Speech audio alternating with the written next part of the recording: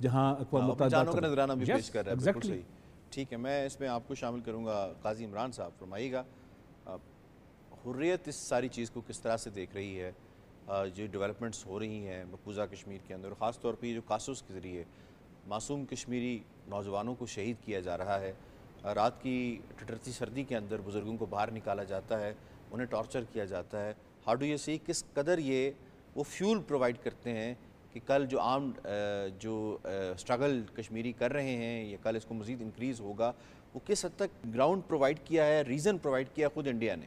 مقبوضہ جموں کشمیر کے اندر جو اس وقت صورتحال ہے، اس کے برعکس جو بی جے پی نے جتنے بھی اقدامات کرنے تھے وہاں پہ کشمیریوں کو تحریک کو ختم کرنے کے لیے یا ان کو گرانے کے لیے، وہ ہر حد تک جا چکا ہے.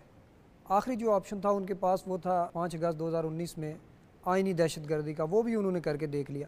اب جو امت شاہ صاحب اس وقت بیان دے رہے ہیں اس کے برعکس جو بی بی سی کی رپورٹ آپ دیکھ لیں کہ اس وقت برطانیہ کے اندر جو رپورٹ بی بی سی نے ایک شائع کی، بھارت کے 180 پلس جو ہے وہ فوجی صرف جموں ریجن کے اندر 1 سال کے اندر مارے گئے ہیں. اور جو انڈیا نے خود اس بات کو ایکسیپٹ کیا ہے کہ 1990 کے بعد سب سے بڑا جو نقصان ہے اس کا جموں کے اندر ہوا ہے، لیکن اس کو بھی وہ کور نہیں کر پا رہے. ان کے جو فوجی ہیں وہ آئے روز خودکشی جیسے واقعات وہ کر رہے ہیں. تو اس میں ہندوستان اگر اس وقت اس طرح کا بیان دے کے دنیا کو گمراہ کرنے کی کوشش کر رہا ہے، لیکن حقیقت بالکل اس کے برعکس ہے. ابھی آپ دیکھیں گے 1947 سے یہ سلسلہ چلتا آ رہا تھا مسلمانوں کو ختم کرنے کا.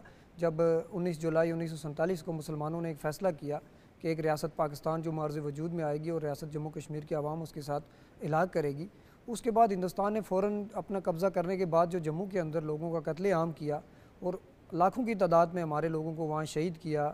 ہماری جو عورتیں تھیں اس وقت کی نوجوان بچیاں تھیں ان کو اغوا کیا. اس کے بعد آپ دیکھیں گے وہ سلسلہ پھر چلتا آ رہا. پھر اس کے بعد یہ 90 کے بعد جو تحریک چلی ہے اس کے اندر آپ دیکھیں ہزاروں کی تعداد میں ہمارے جو نوجوان ہیں انہیں شہید کیا گیا. ہماری 22,980 کے قریب جو خواتین ہیں وہ بیوہ ہیں وہاں پہ آج بھی 90 کے بعد. اور اس ساری صورتحال میں اس وقت جو جموں کے اندر خاص کر جو صورتحال بنی ہوئی ہے پچھلے 1 سال سے، جو جس طرح میں نے ذکر کیا کہ 180 پلس جو ہے اس کے فوجی 1 سال میں مارے جا چکے ہیں. اور صرف نومبر میں جو ڈیٹا سامنے آ رہا ہے، بالکل کشمیر میڈیا سروس کے مطابق صرف نومبر میں اب تک 8 حملے ہو چکے ہیں. بالکل یعنی 8 مرتبہ جو ہے وہ کشمیریوں نے ان کو بتا دیا. اور پہلے ہندوستان یہ پروپیگنڈا کیا کرتا تھا کہ پاکستان شاید ان کی سپورٹ کر رہا ہے ان آزادی پسندوں کی.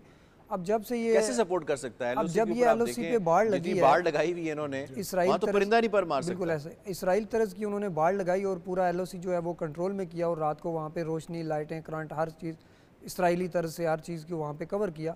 اور اس کے بعد جو اس وقت وہاں پہ نوجوان آزادی پسند لڑ رہے ہیں وہ چند تعداد میں ہیں. جس طرح سے ان کا اپنا میڈیا کہہ رہا ہے کہ یہ چند تعداد میں یہ لوگ ہیں جو لڑنے والے ہیں. اور اس وقت ہندوستان کی جو فوج ہے وہاں پہ وہ اتنی خوف کا شکار ہے ان نوجوانوں سے کہ آئے روز آپ دیکھتے ہیں کہ خودکشی کا بھی وہاں جو ہے وہ ماحول بڑھ رہا ہے انڈین آرمی کے اندر. اور اس کے اندر الحمدللہ جو ہمارے لوگ ہیں وہ صرف ایک ہی ان کا مطالبہ ہے کہ یو این او کی قراردادوں کے مطابق ہمیں رائے شماری کا حق دیا جائے. ہم اپنی اس تحریک کو جو ہے وہ یہاں پہ وائنڈ اپ کریں گے، ہمیں وہ حق دیا جائے کہ ہم اپنے مستقبل کا فیصلہ کر سکیں. بالکل ٹھیک.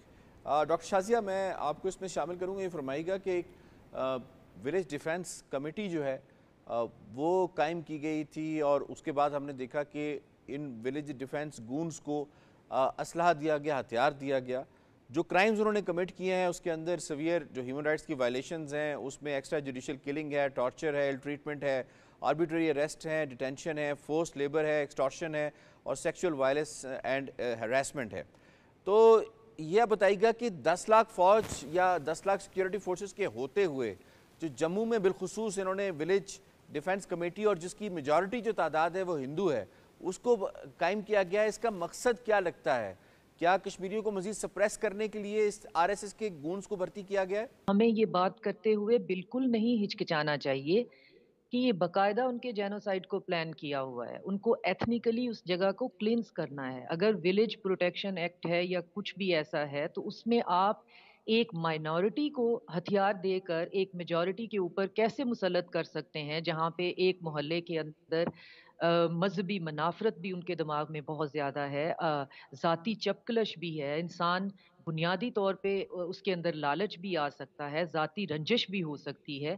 تو اس بنیاد پہ آپ کیسا کر سکتے ہیں کہ آپ عام بندے کو یہ حق دے دیں کہ تمہارا جس کو دل چاہے تم اس کے ساتھ اس کو مار دو، اس کے ساتھ جو کرنا ہے اس کے گھر میں گھس جاؤ، اغوا کر لو، ٹارچر کرو، اور اس کو ایک قانون کا جو ہے وہ ہم نے حصہ بنا دیا ہے کہ یہ ولیج پروٹیکشن ایکٹ ہے۔ ولیج کو کس سے پروٹیکٹ کیا جا رہا ہے؟ ولیج کو پروٹیکٹ کیا جا رہا ہے ولیجرز سے، جو کہ وہاں پہ ہزاروں سالوں سے رہنے والے لوگ ہیں، ان سے پروٹیکٹ کیا جا رہا ہے، وہاں پہ لائے گئے سیٹلرز کو ہتھیار پکڑا کے۔